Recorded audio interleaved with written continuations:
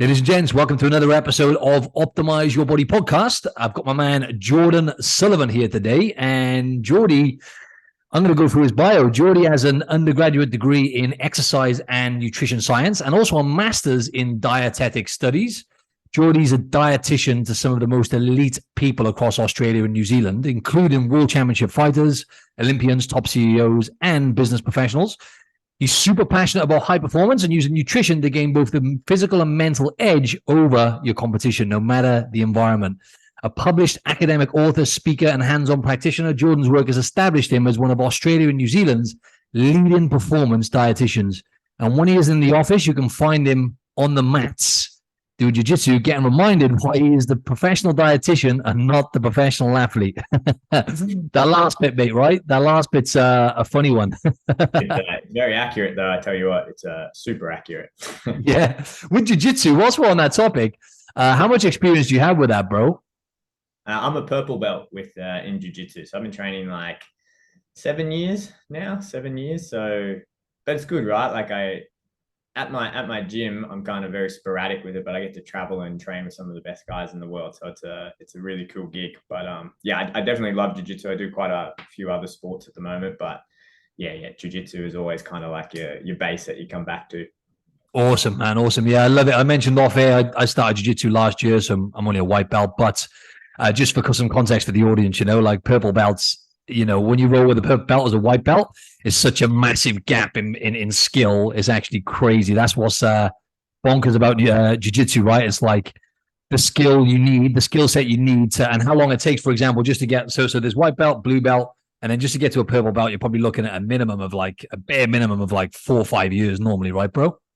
Yeah, thereabout. Obviously, you get the exceptions, right? Like you get the guys with rugby backgrounds and they're quite strong, or the wrestlers that come across. But yeah, round about there, bro. I'm sure you do pretty well. I'm sure like you're quite athletic, right? So you probably do a lot better than your standard white belt that comes in. That's right. Yeah. Because being athletic and strong does help, right, mate? 100%. But yeah, man, just tell us a bit more about, like your upbringing and how you ended up doing what you're doing, my man. Yeah. So essentially, I grew up playing rugby. I was a big rugby head. I did that for most of my adolescence, right up until I was about 19. And when I was playing rugby, my rugby coach was a old school boxer. So he boxed back in the day. So he made a lot of us box in our off seasons to stay fit. I thought my career in life would be rugby. And then when I was 19, I got a double shoulder injury and ended up having to stop playing rugby. And then I ended up taking up boxing to stay fit. And then I was doing that while I was at university. And then when I finished university, I got a couple of degrees. I got an exercise nutrition science degree, and then was silly enough to go back and pay for a master's degree. And then like most good uni students, I finished that and thought, what do I do with all of this? And I was always really passionate about sports nutrition, but like most uni grads, there's not jobs flowing out everywhere. So I ended up running over to Canada, and I was meant to be there for about 6 months, ended up staying over there for about 2.5 years. And I just lived kind of like the bum travel person lifestyle. But when I went over there, I said to myself, absolutely do not work any nutrition jobs. You've done this for the last 5 years, give yourself a break. And then the first job I got was in the nutrition space. And so I kind of kept that going, ended up working with a couple of college teams over there, worked in like the sports supplement space, and then ended up in a hotel teaching like boxing classes, and then eventually ended up in Toronto training at a pretty good gym over there. And it was while I was at that gym in Toronto, and I based there for a few months. I just stopped traveling around. I based there, and that's when I was competing a fair bit in jiu-jitsu. And then everyone in the gym was like cutting weight, and we were all cutting weight. And I thought, hey, you know what? I'm the guy. I've got 2 nutrition degrees. I've got an undergraduate. I've got a master's. This would be super easy. I'll help you guys out. And I had absolutely no idea what to tell them. And what's worse is that I had no idea what to do for myself. So I put myself through a few pretty horrendous weight cuts, and then put my teammates through a few pretty horrendous weight cuts as well. But then that's kind of what snowballed and eventually led to me starting TFD. That kind of made me sit back and realize and went, holy crap, like this is probably an area that, someone could probably jump in here and make a bit of improvement. And I guess that, looking back on it, was the early start of TFD. Awesome, man. Awesome. What was that like then? Because, it must have been a little bit frustrating at the time as well, right? For you to have all the background you had with nutrition and everything else, but not really being able to apply it to, athletes and stuff and actually communicate and just basically be effective with the instructions and stuff like that, right?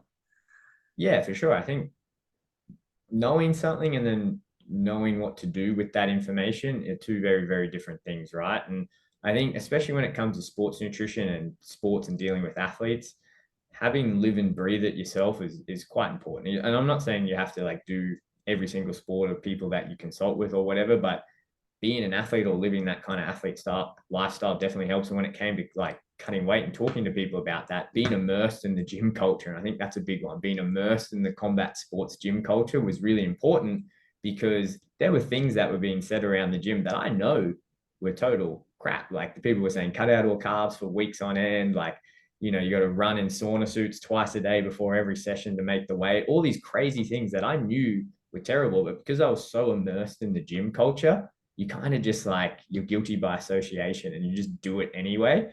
So I think that was very interesting to go through all of that, because that taught me one of the most valuable things that has helped me with my career. And that's learning how to talk to these guys on a level that they can relate to. It's like, hey man, I know you don't want to eat carbohydrates, and I know no one at your gym's probably doing it. Your coach is telling you not to do it, but here's why you should be doing it and how you can still lose weight eating all of these carbs. Yeah, and I like to talk about on that topic as well, about some of the stuff you talked about on your content with harsh truths on nutrition, right? Like some of the stuff you touched on then, and obviously Jordan's talking about athletes and stuff, but all of this is relative to anyone listening back to this or just the average person. You mentioned about like harsh truths on nutrition, such as like fasting, and drinking 7 cups of coffee whilst you're in that fasted state. Because for me, I basically don't normally eat till about midday or 1 p.m. I just have 2 big meals a day. And I don't really look at it like fasting. I just look at it like, having that bigger gap in the morning, and not eating. I'm just more productive and feel better with my energy and everything else.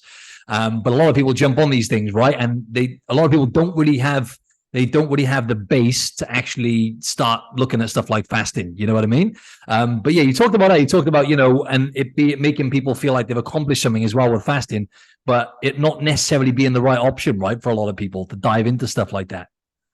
Yeah, fasting is an interesting one there, because you talk to most people that do fasting and they'll all tell you they like it, but you can tell they absolutely do not like it. And the biggest thing that gives it away is I always say to them, how many cups of coffee does it take you to get to 1 p.m., 2 p.m., 4 p.m., or whatever the time is that they're fasting to? And they're always like, oh, yeah, maybe like 4, 5, 6, 7, 8 cups of coffee. It's like, if you're battling that hard to get to it, you're probably not meant to be fasting. You could probably get through, Martin, to 1 p.m. and your body feels pretty fine. Like it's probably just suited for your body with everything that you've got going on. But for a lot of people, that's not the case. And they kind of just battle their way through. And I think more so because fasting is so appealing, because it's more the behavior rather than the actual act itself. And what I mean by that is that by people getting to 1 p.m., 2 p.m., 4 p.m., or whatever it is, that counts as a mental win for them in the morning. And I think that sets them up mentally that, hey, yes, I just did something hard. This is working for me. I'm making positive change to my lifestyle. This is a good thing. Even though they just railed 8 cups of coffee and able to get there, and they just watched food porn all morning to get themselves to that point. But it's more of a mental win, which isn't a bad thing by any means, but it's not really the point, right? Like if we're talking about positive health change, maybe for that person, instead of going through all of that in the morning, maybe it is better that they just have a couple smaller meals, high protein meals throughout the morning, get them through here. They'll still feel good, still good energy. They're probably not going to get that sugar dump at bad heaps of carbs. And maybe you can just control their calories and they'll be fine by the end of it. I think fasting is really appealing, mostly because people get these little mental wins from battling every day up until the time they're meant to eat. And battling 100%. And funny you say that, because even the level that I'm at now, right? Relationship with food, everything's dialed. It's taken me years and years to get to this point. I've been implementing like intermittent fasting probably about 6, 7 years now, like every day pretty much is just how I live now. But even I have to battle at times. Sometimes I get to like 11 a.m. and I'm like, should I just have another coffee? I only have 1 coffee normally. I'm like, should I just have 1 more just to get me through? So even every now and then I find myself battling. So I can't imagine for the average person. Another thing you talked about, and this is relative as well, is like carbs. One of the harsh truths you mentioned on nutrition is carbs, being a problem, right? Oh, I just eat too many carbs, people say. But in my experience as a coach, when you strip everything back, you see, oh, actually, you're just eating a little bit too much highly processed, well, quite a bit too much highly processed foods, and not all carbs are treated equally anyway, right, Jordan? Yeah, what's that old saying is you throw the baby out with the bathwater. And I think when it comes to carbs, that's absolutely the case, right? Like carbohydrates as a food, biochemically speaking, all carbohydrates are the same. They're all made from the same building blocks. But when we look at carbohydrates as foods, we've got a few different groups. And I think we make the mistake of grouping these all together. So take, for example, if we look at like fruits, vegetables, honeys, all these what we call natural carbohydrates, I look at those foods and I see highly nutritious foods that are packed full of vitamins, minerals, phytonutrients, all of these other really good things. And per volume, they're really low calorie. They're really, really low calorie foods, and you get a lot of really good stuff in it. But then on the other hand, we have this group of carbohydrates, that added sugar carbohydrates or the processed carbohydrates, that things like your muffins, your chips, your ice creams, your chocolate bars, all of those things that are by no means natural, but they're very, very low nutrient value. So not a lot of vitamins, minerals, or anything else like that, but very, very high calorie. So if I always use the comparison, if you take an orange and you take a muffin, you're going to get a lot more out of that orange than you are that muffin, but we seem to just bunch carbs all together. And I'm not saying that these processed foods are really that bad. There's a time and place for them. But for the average person who says trying to watch their weight, or, you know, they're trying to be a bit more health conscious, it's very, very easy to go over your calories or overeat if you're predominantly eating these things. That's why we always say, oh, carbs are bad. Carbs are bad. It's like, carbs aren't bad. This little section of carbs over here can be bad if you don't know how to use them in the right way. But just because they can be problematic, don't throw out all of these ones over here that you can absolutely incorporate in your diet. And most people should be incorporating those, and especially if you do any type of activity. I'm not even talking about serious athletes, even people, if you're going out, you're doing a HIIT class, F45 or whatever, any type of exercise like that, you should be having those type of carbohydrates in your diet. I think we just get in this really bad habit of just tossing them all together in one group and just throwing them all out together and saying, nah, all carbs are bad. Yeah, it can be really problematic, right? Yeah, you put that really well. And it's like, you know, single ingredient foods, right? Again, no one's going to be perfect, but it's like if your diet has too much highly processed foods in, would you agree that basically those foods are kind of designed to make us eat more of them, right? Generally, would you agree with that? Yeah. A lot of them. I mean, there's a whole science of that, right? Like depending on you want to go is like, it's called like the golden ratio, where you get like the perfect 50% fat and then 50% sugar. And that just sends all these signals in our brain going crazy. So not only do you get like this really sweet, sugary taste, you get this awesome mouthfeel from the fats, and all of the foods that hit this are like all of the really yummy foods we find, like glazed donuts, burgers, chips, all of these things. They're designed to be like that. And I think the other big thing that we never really talk about when we demonize carbohydrates, and why it's such a big problem, is for the average Joe, when you're going to their cupboard or they go to their pantry at nighttime and they open it up and they look at all the food options that are available to them, I would say 70 to 80% of those food options are going to be carbohydrates. They're going to be grains, cereals, you know, all these pastas, all these other things that are going to be carbohydrate options. So if you're telling that everyday person, hey, you can't eat carbohydrates, they're bad, all of a sudden they look in their cupboard and they go, holy crap, what do I eat then? I've got 20% left of, you know, I've got some meat over here, I've got some avocado, some butter. What do I do with all of this? And then it just starts this crazy cycle of, okay, we've just removed an entire food group, 80% of their options. Now we've got this really crazy, like restrictive cycle going.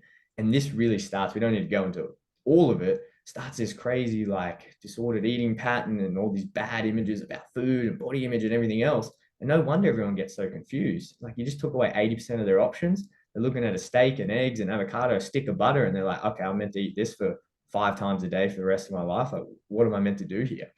And speaking of butter, right? Something else funny that you talked about, which I've talked about before, is like, you know, the bulletproof coffees, right? And having butter in your coffee. And from what you were saying then as well, what happens is it can become a vicious cycle, right? When people struggle with their, you know, let's say someone's fasting or someone's not eating enough high quality foods, more prone to kind of maybe overeating, right?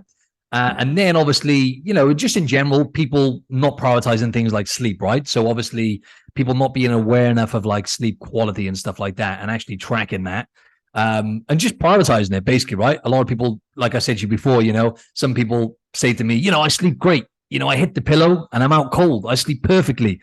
And it's like, you know, it doesn't really work like that. You've got to kind of track it, because when people start tracking it, they think they're, you know, they might be in bed for 7 hours, but when you actually, you know, track it again, you realize you're actually, let's just say you're awake for half hour to an hour, or maybe even more. You're actually sleeping for about, you know, 5.5 to 6 hours. And people are like, oh, wow. So maybe that's why I'm getting, you know, potentially getting more cravings. And more importantly, I'm getting like an energy dip or whatever in the afternoon. And then people tend to turn to those energy drinks, right? Having butter in their coffee and stuff like that, because obviously, you know, the way it's been marketed and stuff like that. So yeah. So do you see that as a common problem with a lot of people, like poor sleep and then lack of energy and using maybe too much caffeine? Yeah, for sure. I think most of these things, like if you dial it back, you find that it's like a foundational problem. And then that's one of the biggest, most common one we see. If I find that someone's having 5, 6 Red Bulls throughout the day, or they're smashing 8 cups of black coffee, it's not so much, I don't think, generally that they have like a caffeine addiction or anything like that. If you boil it down, it just comes back to either they've got a poor diet, that they're not giving themselves enough energy, or more commonly, as you said, they're just not getting enough sleep. Or if they are getting enough sleep, probably not high quality sleep. And this is something that I think is just not spoken about enough. It's so underrated. Sleep is the biggest performance gainer. And that's not performance in terms of athletes or anything, just for everyday people like you and me. The best thing you can do for your health is just get a good night's sleep and do that consistently. And then coming back to athletes, and this applies for everyone, we just did this really cool in-house study with 2 of our guys. One of them is a world champion athlete, very, very, very, very high level, very, very good. And another one is an athlete that's in that same weight division, still very, very good athlete, does everything right, but he's just not at the same level. And we were discussing, because we've looked after both of them, what's the difference between these guys? Because they both eat great. They tick all the boxes with their nutrition. Their training load is great. They've got great coaches around them. Their training volume is really good. They do all their recovery. They hydrate properly. What is it that's different about these guys? And we brought in a sleep scientist to have a look at these two. And then once we got the data in after assessing these guys over a couple of weeks, it was astronomical, the difference. One of them was getting 8 to 9 hours of sleep with the right amount of deep, high quality, deep sleep that you're meant to get. And the other one absolutely was not. Really short sleep, wasn't getting into that deep sleep. And you were seeing that. And this has been occurring for this other guy for years and years. And I think people often think, oh, it's just one night bad sleep or a couple bad nights, I'll make it up. But when it's something that's just going and going and going, these two are a really good example of that. Like, what over time, accumulatively, what can be the difference? This guy is at the top of the sport, and this guy's kind of sitting around the mid range. And really, the only difference between the two is that one of them is really, really good at sleeping and the other one is not. Yeah, it makes so much sense, man. It makes so much sense. And again, that's like the average person can identify with that. That's athletes. That's an extreme example, but it just goes to show how important it is, right? Because at that level, all those things, those little, and then that's a big thing, sleep, right? But someone who's getting 8 to 9 hours of good quality sleep versus someone who's maybe getting like 7 hours and not so much quality is the difference between someone being an absolute top level athlete and someone being potentially mediocre, right? At the professional level. You know what I mean? Not to say that guy's mediocre, but you know what I mean in terms of when you get to that high level. And it comes down to the base, which you talk about again in your content is building that base, right? And, you know, obviously, for example, I started having ice baths this year. And, you know, I time my coffee as well. So in the mornings, I'll wait 90 minutes to 2 hours before I have my coffee for more energy, better mood. I've noticed a difference. There's research on this. But again, for the average person, you don't need to worry about having, and Jordan done a great post on this, you know, thinking about ice baths and cold water therapy is not going to be top of the list for you. That's going to be like at the bottom. That's going to be a pebble. The big rocks is what Jordan talked about then. So the big rocks and the fundamentals when it comes to building the base, right, Jordan, with health. You've mentioned things like, you know, obviously drinking too much alcohol being a problem. You mentioned about sleep just then. And a big one you always talk about is stress management. And then we just talked about food quality. What comes to mind when you think of a healthy base for people to, you know, succeed with this stuff and just be healthy? Yeah, I think it's almost too simple that people don't like the answer, right? And like, Yeah. it's almost just recapping that. I think first and foremost, you want to give your body enough calories to be able to fuel your activity. And that doesn't mean like a world-class champion athlete. That can be just an everyday person who goes to the office every single day. That can be someone who works on a job site. If you need energy to go fuel that, and your brain needs energy to go think, your organs need energy to work properly. Your immune system needs energy to work properly. Your cardiovascular system needs energy to work properly, so on and so forth. So you need to make sure that you're eating enough baseline calories to support whatever it is that you're doing every day. And we find if people are chronically dieting or always restricting these foods, they just go through these cycles where they eat a lot of calories. They go, I need a diet. And then they go in these crazy periods of not eating enough calories. And it just starts this crazy cycle. have a good, consistent intake to fuel your activity, whatever that activity is. The next most important thing is your micronutrition. And I always describe to people, if your body's a warehouse and you think of all those different systems, your immune system, cardiovascular system, renal system, they're all different teams in the warehouse that keep the warehouse ticking over and working properly. The calories is the energy that gets the teams to do that. But then your micronutrition is the tools that those teams are using in order to do all of their jobs. So you need to make sure that you're getting enough vitamins, minerals, phytonutrients, all of those types of things. And we get that. The easiest way to get that is eating a good variety of different colors of fruit and vegetable. I know there's a big like carnivore like craze going through now, and people are like, I can go away from the easiest thing. Research has shown time and time again, you can eat between up to 4 and 5 different colors of fruit and veg every single day. Very, very good for your gut health. Very, very good for your health overall. It gives your body the tools, or those workers, the tools in order to make sure all those systems in your body is working properly. And then the next things that we say, very, very simple: sleep management, stress management, and hydration management. And that's making sure that you're sleeping 7 to 9 hours, quality sleep. So having good sleep hygiene. Don't be on your phone up all night and, watching Netflix till 1 a.m., then jump in bed and be stressing out and whatever else. Set aside some time so you can create a good sleep habit and get it consistent every single night. Stress management, we've spoken about it before, is, get some type of system. It doesn't mean that you have to run off to the Himalayas, Tibet and whatever and go to this big yoga retreat or whatever. Just taking 5 minutes out of your day to go unwind and relax, or learn to do a couple easy breath exercises that you can do where you breathe in and out, just slow down. Huge impact on your health. And then lastly, I think there's something that's very, very underrated is hydration. Like 70% of our body is fluid. Most of the biochemical reactions that happen in our body happen in a body of water. Yet most people live their lives in a state of mild dehydration because they don't drink enough fluid throughout the day. So that's one of the easiest things. That's something we do with all our clients. Very first thing before I even make you do any dietary changes, drink 3 to 4 liters of water a day. Instantly come back, hey, I feel so much more energy, way more concentrated. I just feel so much better overall, simply just drinking more fluid. So if you can nail those things, again, which are very, very simple, you'll be 90% of the way there. As you see, there's nothing pretty going on here, is it, George? Right? It always comes back to the fundamentals, but it comes down to being consistent with those things, right? And stress and weight loss, how much would you say stress plays a part into? Because a lot of people are struggling, obesity epidemic, et cetera, right now, and just more people overweight than ever, right? So, but with stress, it plays a huge part, right? And we do need some stress, stress plus rest equals growth, right? But at the same time, if you've got too much stress coming in, then that can be problematic, right? Because when you've got, too much cortisol and everything else, and then the decisions you make with food and everything else, the two big rocks I always talk to clients about is like stress and sleep. They're the two big things. And then the nutrition and training kind of follows on after those things, right? Once you've got those two, and you're never going to be perfect with the exact amount of stress coming in, but being mindful of stress levels and then good quality sleep. But would you say stress levels and maybe overload of stress can play a big part then in terms of like people trying to lose weight all in all? Yeah, absolutely. I think you can still lose weight if you're stressed. Like losing weight again is just the calories in, calories out again. Very simple. Everyone's heard that. And you can't change that. That's just the laws of thermodynamics. The reason you and me aren't floating off in this room and coming up from our chairs or whatever, because those laws of thermodynamics hold true in everything. So if you want to lose weight, you just eat less, move more. That's completely true. But stress can make eating less and being in that calorie deficit much, much harder. And like you just alluded to, it can change a lot of things in your body, such as how your appetite hormones behave.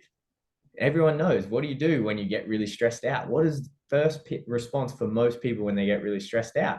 They reach for a bag of chips. That's because there's a stress response in our body when we're dumping certain hormones that kind of put us more in this fight or flight response, and it can release certain energy fuels into our body. And then we want to replace those energy fuels or make sure our body has energy fuels in case a bear or something jumps into the room. Because at the end of the day, our body doesn't know that there's not a bear waiting outside the door. It doesn't know that we just got yelled at from Barbara from accounts for not uploading our receipts or whatever. That doesn't know the difference. It just knows stress.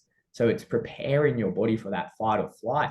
And all of these things that go on, we're in this chronic low-grade stress, which a lot of us in reality are for most of the time, doesn't necessarily hinder us from losing weight, but it can make it really, really difficult to get in the calorie deficit that we need to lose that weight.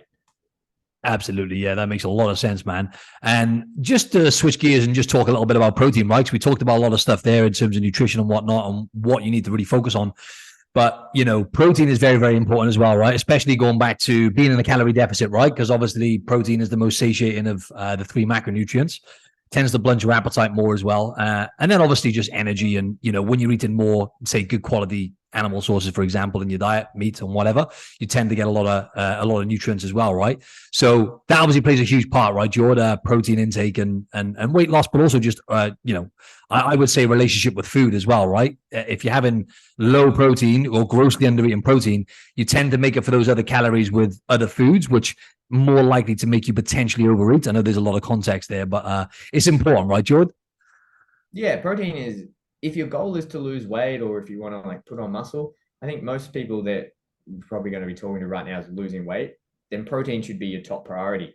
And you can get into all the nuances of this, but I think this example I'm about to say probably illustrates this the best. And I don't know if you've been in Australia long enough, Martin. Do you remember Sizzler? I don't know if you remember Sizzler that was here. It was a restaurant years ago where you went. I'm sure your listeners remember this. You go in there and it's kind of like a or you can eat pasta bar type thing. They called it the salad bar, funny enough, but it was full of like pastas and breads. You'd go in there and you'd sit down and they'd bring out this like cheesy garlic bread.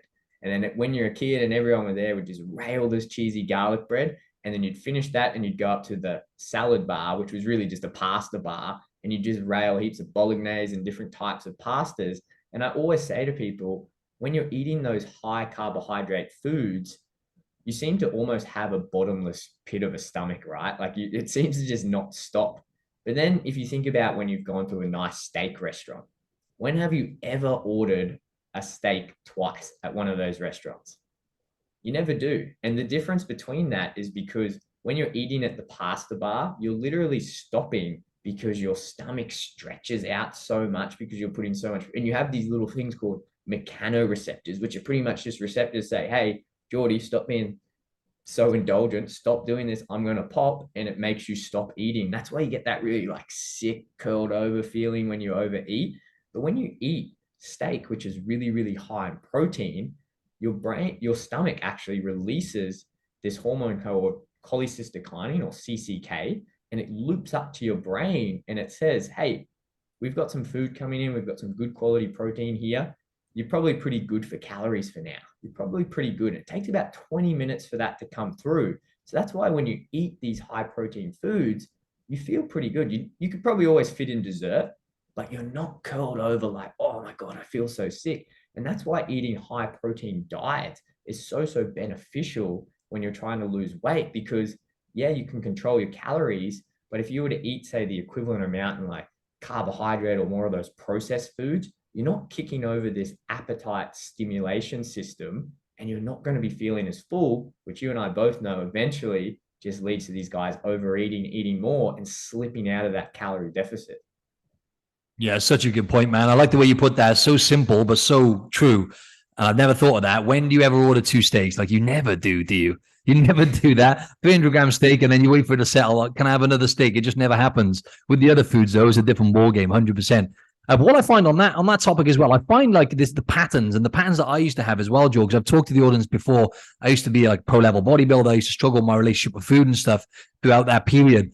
And when I was having a lot of and I know it's debatable with artificial sweeteners and stuff like that, but when I was eating food like protein bars, right? So I would get a box of protein bars, right? Keep it in the house. And before you know it, I have one a day, then I'm having two a day. Then I'm just having I'm just looking for flavor. So I'm like, right, let's have this protein powder, which is like, loads of artificial sweeteners in, mix that with oats. And then I'm adding in almond butter. I'm having like 1,000 calories in a bowl. And then I'm having like 3 protein bars. And I see the same patterns with people as well. When they're not eating whole foods, like more steak, meats, and just literally single ingredient food primarily, so mainly whole foods, and they're eating those bars and shakes, I find that they then tend to make other decisions then as well, which are like maybe go into more towards those processed foods, and they kind of struggle to not overeat more. So I know this is like probably debatable, but you would say there is a fundamental difference, right, between eating, for example, steak and having like protein powder every day, for example. Yeah. Yeah, I think once it gets in your body, it's probably going to break down and be the same. I think there's two points here that make, and it would kind of get back to your point. I think when you're choosing these more whole foods overall as a whole in your diet, like say if you're choosing steak, and you're probably going to be choosing vegetables, you're going to be choosing like brown rice and all of these other things. And I think accumulatively, you're probably going to be having much more higher fiber in your diet, which is again going to contribute to that feeling of fullness. Plus, you've got the good quality protein as well. When you're eating these more processed foods, you got to remember they rip all of that stuff out. That's why they're processed, right? They just rip it all out and put it in these little convenient packages. So you might be eating the same amount of calories, but when you're eating this more whole food based diet, you're probably getting more of those extra good nutrients, especially fiber, which is going to help you feel a lot fuller for longer. The second thing, and I'll wrap this really quickly because it's a bit of a nuanced topic, is that when people are in a calorie deficit and they go through exactly what you just described, when it's just like, hey, on day one, I just want one protein bar, and then on day two, I have two. I think people make this mistake when you're in a calorie deficit, that they think when they go to bed at nighttime, that it just restarts. Like your body just resets and goes to zero every single day. Like you wake up and then you're back at zero and you're good to go again. And I always use the example of like, that's not how it works. Like think of your credit card. You can't just go on a spending spree on your credit card and then the next morning you wake up and then the bank goes, yeah, all good. You just wipe that off and then go spend again. Your body is exactly the same. Your body is like a calorie bank. So every day you're in that calorie deficit. If you're pushing that a bit too deep every single day, you go into what we call calorie debt to your body, and that debt accumulates. It's called within daily energy balance, and that can go deeper and deeper and deeper. And as you get deeper into that, all of these cravings and all of that appetite system gets more intensified because your body is going into more and more and more of a deficit. And that's why we tend to see people going, okay, at the start, first couple of weeks of this prep, I was okay. And now that I'm like 4, 5, 6 weeks in, I'm really craving all this food because they're so deep in this ditch. And this also explains, I'm sure you experience this or see people experiencing this in your bodybuilding days or with your clients now. We call it rebound hyperphagia. And that's a fancy way of saying once you finish this dieting phase, you just eat everything and anything in sight. And that's because over this time, you've accumulatively built up all this debt, this calorie debt in your body.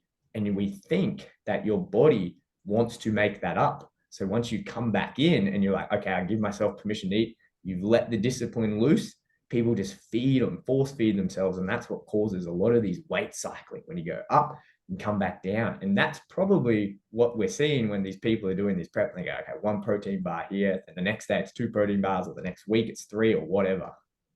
Yeah, that makes a lot of sense, man. A lot of sense. Yeah, we could go down that rabbit hole. Jordan's an absolute genius, right, in this field. So we could keep going down that rabbit hole. But the way you communicated it then just makes 100% sense. And it's like real foods, and obviously being in the deficit as well. There's a lot of context, right? But as you say, it doesn't work like that, right? In terms of just like waking up and being on zero, you do build up that debt. And, I think it's like over 85% of people gain all the weight back they lost within like 2 years, and over 50% gain it back within a year. So it's not actually the weight loss, really. If you look at it on the grand scheme of things, it's more keeping the weight off, right? Which is the challenge. And that kind of alludes back to all the stuff, relates back to all the stuff we were talking about. When it comes to athletes, right, Jordan, I'm really curious, and I think the audience will be as well, in terms of like, because I've coached even like just semi-pro athletes and just people that have played sports their whole lives, not the level you've coached people at, of course, but like semi-pro rugby players back home and stuff.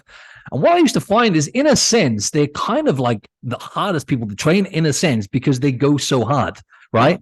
And he's laughing because he knows they go so hard, and it's like they've got the mindset which is paid off in sports, but when it comes to day-to-day life, they haven't. And a lot of what I found fascinating was a lot of them didn't actually have any kind of good behaviors with food. Like they had, they would be okay, but they would basically, they've not had to focus that much on nutrition, basically is what I'm trying to say, in the past, because they've always burnt so many calories and always played sports. And then when they slow down, they realize, actually, they're not really eating the best. They're eating a lot of shit food and they're overeating a lot and stuff like that. And they would then, they would come to me, after they finished playing sports or whatever and struggling to manage their weight and whatnot. But I wanted to ask you your personal experience with athletes, basically some of the biggest challenges you've faced, basically, my man. Yeah, I think you can go pretty deep on this one, but I'll address this. You're 100% right. You're 100% right that a lot of athletes have very terrible nutrition habits. And I think the reason that they do that is because when you think of sport overall as like a system, and you think of most sports that people are playing, they're what we call like multifaceted sports, where there's a lot of different skills that are involved in you being good at that sport. So obviously, if you think of a group of people that are starting out a sport, they're going to develop in different ways and gain different levels of skill within that skill set, right? And eventually the people who end up on top and, end up playing in the Premier League or AFL or whatever it is, are the guys that accumulated the most favorable skills the most over that time. And so the funny thing with nutrition is that a lot of that can happen. I don't want to say independent of your nutrition habits, because it definitely helps. But there are so many top level athletes that have terrible diets, but they're just so skillful at what they do, they can get away with not doing it.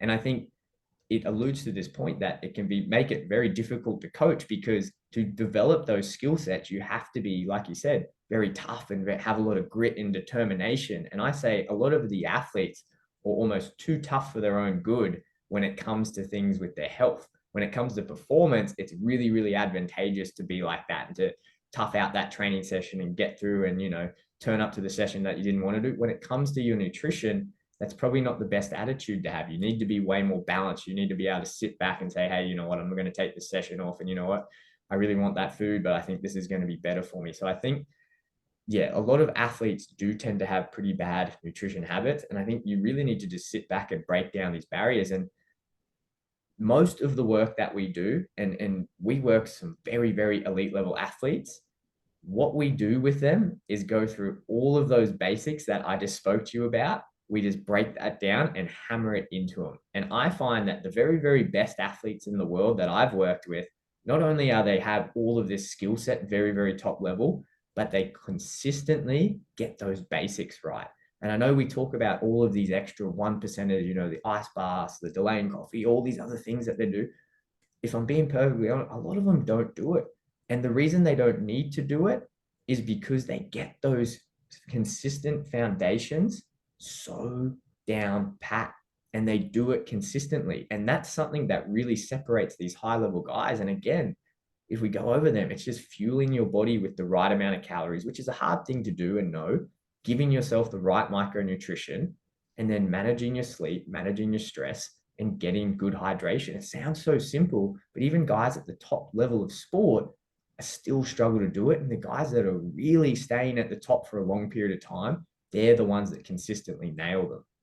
Oh, I love that. It just comes back to the fundamentals, right? Even for the average person, it's like sleep, training, nutrition, the big rocks, right? It comes back to the same thing. Even at that, don't get me wrong, there's going to be differences from athlete to athlete, right? But generally, it sounds like the ones who are crushing it, as you say, they're so skilled. And that's another thing as well. And that's another conversation, though, right? Won't go too deep into this, but a lot of people look at athletes, look up to athletes, right? And it's admirable, right? Let's be honest, to get to that level. But people don't really see the sacrifice, right, George, that goes into what they do, and how much sometimes other areas of their life, not sometimes, all the time, other areas of their life are going to be out of whack, right? You know what I'm saying? Like in terms of whether that's like certain relationships and stuff like that. So people look from the outside in like, oh, wow, they've got the perfect life. But the amount of sacrifice they put in, right, George, to get to that level and be that good at one skill is actually insane, isn't it? Oh, yeah. I think all the top level guys that I work with, I think it's a minimum of 10 years they've been doing the sport. And then, plus all the other years that they spent like refining the skills to do that sport. Like Volkanovski is a great example. Like he's been doing MMA for probably about 10 years, but then for 10 years prior to that, he was playing footy and doing, gym and all these other things to get his body ready for that. And again, like you said, there's a lot of sacrifice that goes into it. And I think just quickly on that point, Martin, I think it's a good thing to think about, because we kind of do idolize these top level athletes, right? Like we put them on this pedestal and we go, oh, they must know something that I don't know, or they must have access to something that I don't have. Don't get me wrong, they're very impressive of what they do, and it's completely commendable. I personally find it is way, way, way more impressive when you can take like the average person, when that person kind of changes their life around, when that person can do an 8-12 week program and they start building in those foundations and you see them consistently stick to them.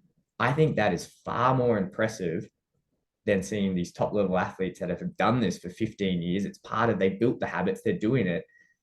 that is so much more impressive because that takes a lot more work. That takes a lot more work. It's a lot harder for that person to build up that basics.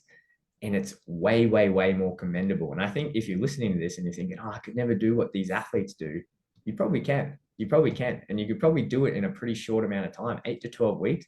You just have to be consistent with what we know works. And what we know works are those foundations.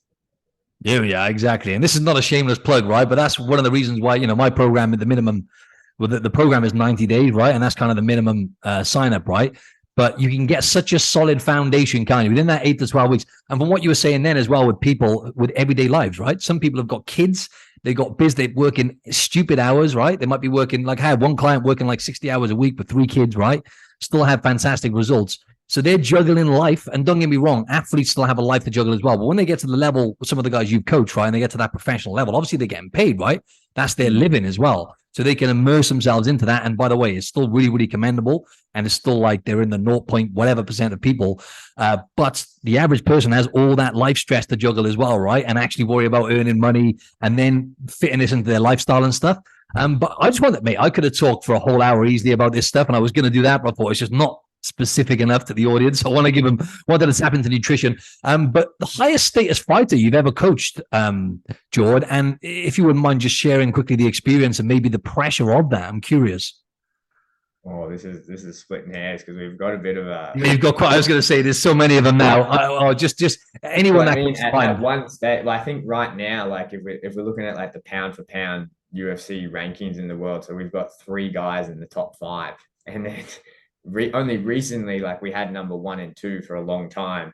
And then it's only recently that one of those guys took over the other guy.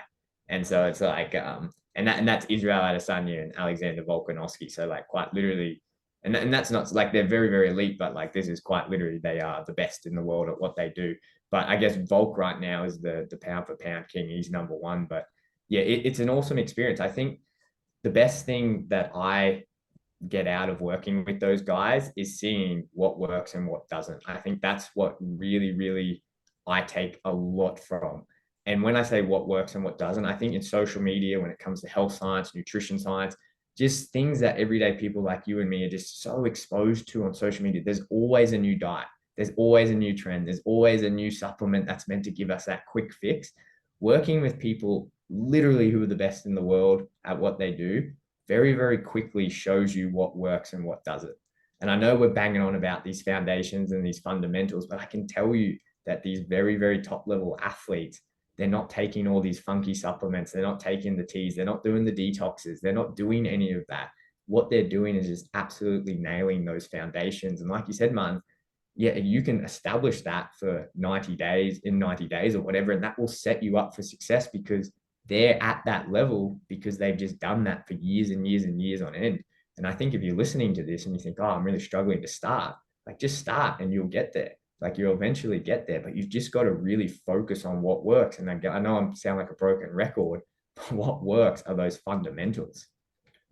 Yeah, love that. Love that. Israel, how do you spell this? How do you pronounce his surname again? Israel Adesanya. Yeah. Israel Adesanya. Yeah. Israel Adesanya. I'm a big fan. I'm not really, to be honest, I'm not really a massive, like, I like UFC, but I don't really know much about it. I don't follow it that much, but I'm a big fan of him. I've heard him on some podcasts. I've seen it. He's an absolute, what's it like, being in someone like that's corner? Like, I'm just curious to know about, like, how, the pressure, because, like, I mean, first and second in the world, like, this is the UFC. This is like, it's crazy that you actually got to that level where you're coaching these people with nutrition and whatnot. Just curious to know, like, is there any moments or any times where they've had a big fight, like Israel, for example, where you felt like, shit, this is a lot of pressure, man. I got to get this right. Got to be absolutely on the ball. Funny enough, I remember, I think it was in 2020 before the pandemic. I remember we were in Vegas with Israel, and this was when Israel was kind of just rocketed up to who he is. And so, like, it was before, like, these guys that I worked with were the, like, global superstars. And I think that's the craziest thing. They're, like, legit global superstars now. I remember driving down the Las Vegas Strip with Israel in this car, and then just every, like, 3 blocks, there was just a huge billboard with his face on it. And then you're kind of, like, looking over and you're like you're driving next to this guy. He's just an everyday person, right? That's what people forget. They're just everyday normal people like you and me but then they're just everywhere. And you're like, holy crap, this is quite wild. I think over the years, yeah, it's definitely built up to something crazy, right? Like, and you get all the crazy fans, like, you can't really go anywhere. Like, Israel has 4 security guards that's with him, because there's just fans that like come out to the gym and he has to be escorted through the back door into the gym. Like, wherever we're staying with Volkanovski or whoever, like, we have to have a separate entrance into the hotel because people just hound him and whatnot. And, you know, especially like in my job, when you're going to do weigh-ins with these guys and you walk into the weigh-in room, there's, you know, 200 reporters and 400 cameras that are all on you. And if you stuff up, you know, 2 million people are going to know about it at the press of a button. So yeah, there's a lot of pressure. Like, the job is very cool. I absolutely love my job, but the pressure is really, really high. But again, not a lot of people get to see that. Not a lot of people get to experience that. And there's so many cool things. We get to travel all the world together. We get to experience so many cool things, and I'm forever grateful for it. But yeah, it's absolutely a crazy ride. That's for sure. Yeah, absolutely insane, man.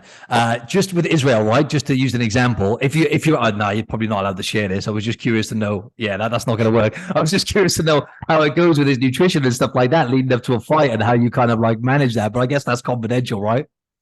Yeah, like to an extent. Like, again, like, Israel's an interesting one, because like when we're leading up to a fight, like, we're all cutting the weight, right? So every athlete kind of has their own individual plan. I think what I do, and this is getting into nuances, and if you're not familiar with the sport, what the cutting weight is, essentially we lose a pretty substantial amount of weight in the days leading up to weigh-ins. It's essentially my job to do that and keep these guys safe. And there's a lot of factors that play into how you do that with these guys. And so how I do it with Volk is very different to how I do it with Israel. Like, Volk loves steak. Like, I don't know if anyone follows him, but he's a big barbecue guy. So we'll cater a lot of our meals to be barbecue. And then with Israel, like, he loves Nigerian food and he loves, you know, finger food and all of that. But the realm that I work in is we're not allowed to give them carbohydrates. We can't give them salt. We can't give them fiber. So we're very, very restricted. So we have to get very, very creative with the meal options. And it's really cool. So we still make the, you know, Israel traditional Nigerian food, but we make sure there's no salt, carbs, fiber, or anything else in there. And it's very, very interesting. But again, if we're talking about the weeks coming up to that point, it's those foundations. I know they're boring, but they absolutely nail them.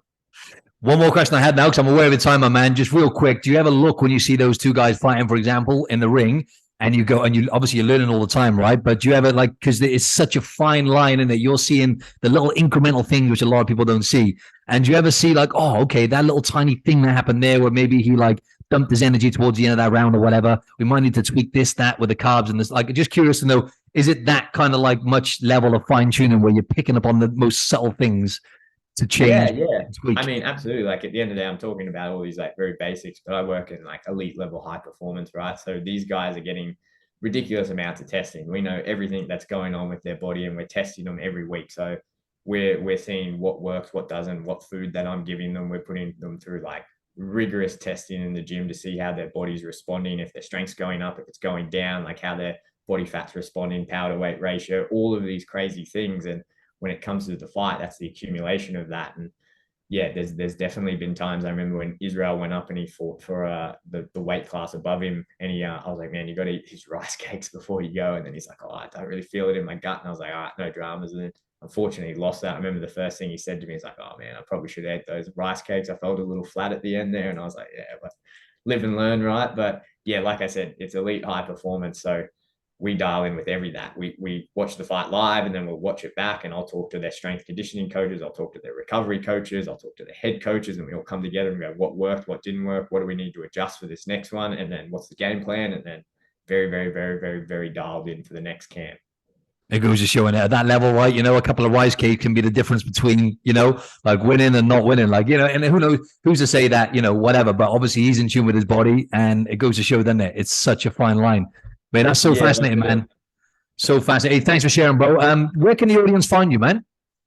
Yeah, so we're pretty active on Instagram. So that's _Fight Dietitian. We're on TikTok, Jordan Sullivan Dietitian. We've got a YouTube up now, so just put in Jordan Sullivan. Facebook, The Fight Dietitian, or you can head to our website, www.thefightdietitian.com.